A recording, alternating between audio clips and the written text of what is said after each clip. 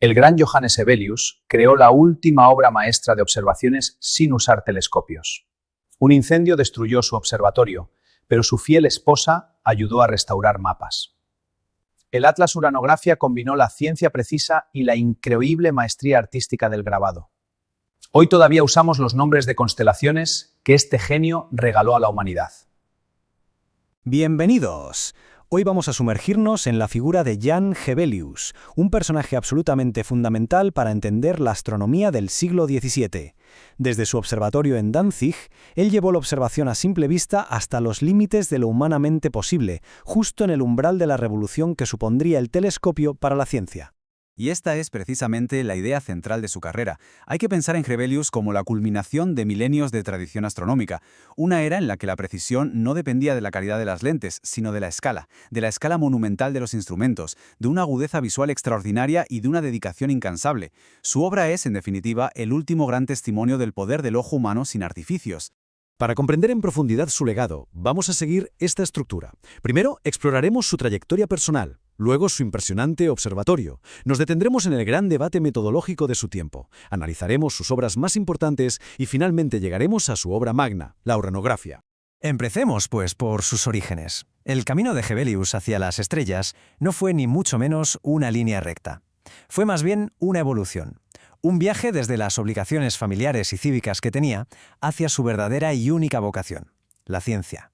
Su vida, al principio, estuvo claramente dividida. Nació en el seno de una familia muy próspera de Danzig y su educación en Leiden le encaminaba a una vida de comercio, de política. De hecho, llegó a ser burgomaestre. Sin embargo, para 1641, esa vocación latente, la astronomía, se impuso de forma definitiva, y es ahí cuando comienza a forjarse su verdadero legado. Bien, y en el corazón, en el centro neurálgico de toda la investigación de Hevelius, se encontraba su observatorio, una auténtica maravilla de la ingeniería y del diseño personal de la época. Stella Burgum, o el Castillo de las Estrellas, como él lo llamó, era mucho más que un simple edificio. Era el laboratorio celestial más avanzado de su tiempo, un lugar donde Hevelius no solo observaba, sino que diseñaba y construía sus propias herramientas para intentar descifrar los secretos del cosmos. Y aquí está la clave de su precisión, la escala.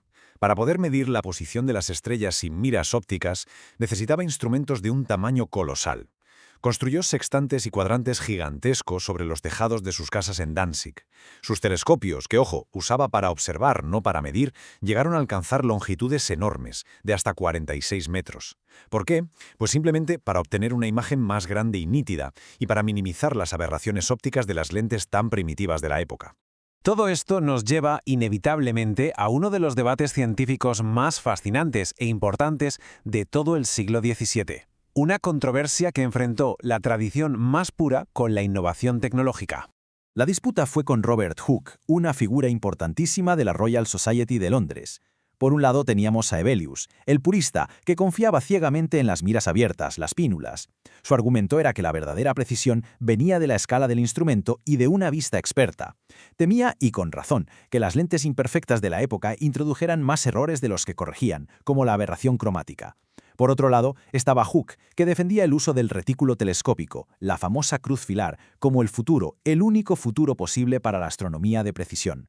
Pues bien, el debate se zanjó de la única forma posible en ciencia, de forma empírica. La Royal Society envió a Danzig a un joven, pero ya brillante, Edmund Halley. Su misión: comprobarlo por sí mismo.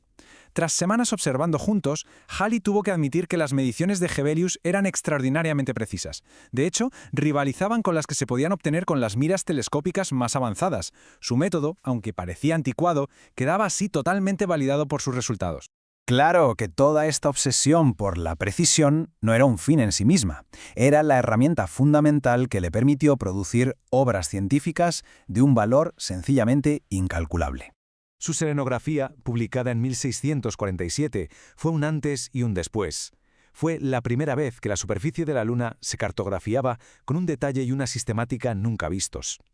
Hevelius no se limitó a dibujar lo que veía, lo midió, lo calculó y lo organizó en un atlas coherente y completo. La calidad de su trabajo es aún hoy impactante. Si superponemos uno de sus grabados con una fotografía lunar moderna, la correspondencia de los cráteres, de los mares, de las cadenas montañosas es asombrosa. Es un testimonio brutal de su maestría como observador, de cómo llegó a alcanzar una fidelidad casi fotográfica con la única ayuda de su ojo y su telescopio. Y luego con su cometografía, Hevelius asestó el golpe definitivo a una idea que arrastrábamos desde la antigüedad. Durante 2 milenios se había creído, siguiendo a Aristóteles, que los cometas eran fenómenos atmosféricos, pues bien, las observaciones de Hevelius demostraron sin lugar a dudas que eran cuerpos celestes que orbitaban alrededor del Sol. Un cambio de paradigma fundamental para la astronomía. Y finalmente llegamos a su obra cumbre, su obra magna, la uranografía. La historia detrás de su creación es una auténtica epopeya. Una historia de ambición científica, de desastre, de tragedia y de una perseverancia casi sobrehumana. La cronología es, desde luego, dramática.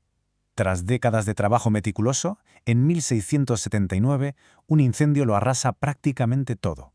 Su observatorio, sus valiosísimos instrumentos y, lo más doloroso, la mayoría de sus manuscritos. A pesar de esta tragedia y de su avanzada edad, Hevelius se dedicó en cuerpo y alma a reconstruir su trabajo. Murió antes de poder verlo publicado, pero la historia, por suerte, no termina ahí. Y aquí hay que hacer hincapié en una figura clave, su segunda esposa, Elizabeth. Sin ella, es muy probable que la uranografía nunca hubiera visto la luz. No era simplemente una ayudante, era una astrónoma por derecho propio, que colaboró activamente en las observaciones y en los cálculos. Tras la muerte de Jan, fue ella quien reunió todo el material, quien lo ordenó y quien llevó a cabo la titánica tarea de editar y publicar el Atlas. Y dentro de este Atlas monumental, Hevelius no solo catalogó 1564 estrellas con una precisión asombrosa para la época, sino que además redibujó el propio cielo, introduciendo nada menos que 11 constelaciones completamente nuevas. Muchas de estas constelaciones siguen hoy en nuestros mapas estelares, y algunas, además, tienen un significado muy personal. Scutum, el escudo, fue un homenaje a su mecenas, el rey de Polonia, y Sextans, el sextante, es un emotivo tributo a su instrumento fetiche, aquel que simbolizaba todo su método, perdido para siempre en las llamas de aquel incendio. Y con esto concluimos. La uranografía no es solo un catálogo de estrellas, es una espectacular obra de arte que fusiona la precisión matemática con la belleza de la mitología, lo cual nos deja una pregunta final bastante pertinente. En nuestra era de visualización de datos por ordenador, de gráficos generados por algoritmos, ¿hemos perdido algo al separar tan drásticamente la ciencia de la estética? ¿O por el contrario, la claridad de los datos exige ahora una forma de belleza diferente, más funcional? Es una reflexión que sin duda el legado de Hevelius nos invita a considerar. Gracias, amigos. Aspiren al entendimiento y vuélvanse más sabios.